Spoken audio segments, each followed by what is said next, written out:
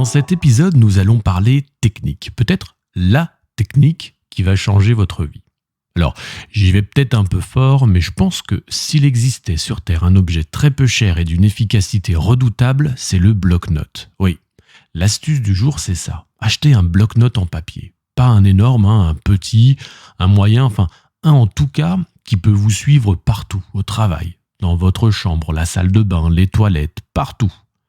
Alors bien sûr, certains vont peut-être me dire, Marco, j'ai un smartphone, je peux tout noter dedans, j'ai pas besoin d'un bloc-notes en papier.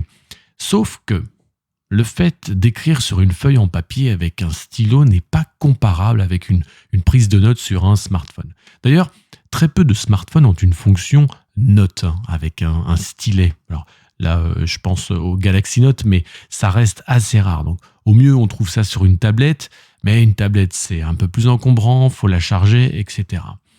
Loin de moi l'idée de vous dire que la technologie n'a pas sa place dans la productivité, mais il est encore difficile de complètement remplacer le bloc-notes papier. Un bloc-notes en papier, vous pouvez écrire dessus, vous pouvez barrer les choses, vous pouvez gribouiller, dessiner, enfin mettre des tas de choses. En l'ayant toujours à vos côtés, il vous permettra de centraliser toutes vos pensées, d'y noter toutes vos idées. N'avez-vous jamais pensé à quelque chose, puis ne pouvant le noter, vous finissez par l'oublier ? Perso, ça m'arrivait souvent avant d'adopter le bloc-notes. Et puis, c'est pratique, vous lisez un blog super intéressant, vous avez une idée à noter, hop, vous le mettez sur le bloc-notes en papier.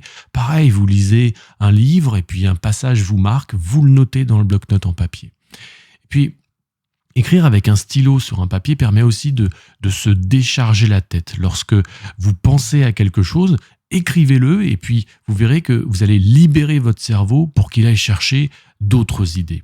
Habituez-le à fonctionner de cette manière. Et puis, écrire sur du papier, ça rend les mots plus forts. Faites le test, vous verrez. Écrivez par exemple « je t'aime » par SMS et puis écrivez « je t'aime » sur un bout de papier et vous verrez la différence. Mais comme je vous l'ai dit, il doit vous suivre partout. Ce qui, justement, ne doit pas être le cas du téléphone. Et vous comprendrez dans les futurs épisodes pourquoi il faut lâcher son téléphone si on veut être plus productif. Alors, sachez-le, je suis un vrai geek, donc moi, tout ce qui est téléphone, technologie, synchronisé dans le cloud, voilà, tout ça, j'adore. Mais pourtant, le bloc-notes, c'est mon ami et c'est mon meilleur ami. Chaque vendredi, par contre, je prends un moment pour revoir toutes les idées de la semaine que j'ai notées sur mon bloc-notes en papier. Je les trie et je les enregistre sur mon ordinateur dans le cloud. Alors, sachez que pour des raisons pratiques, j'ai 2 bloc-notes. J'ai un bloc-notes à idées qui me suit partout. Lui, c'est mon meilleur ami. Et puis, j'ai un bloc-notes partagé pour la famille qui, lui, ne change pas de place et trône dans la cuisine. Alors, courez acheter un bloc-notes. Ce sera le meilleur investissement de votre vie et sincèrement, j'exagère à peine. Ciao à tous et rendez-vous au prochain épisode.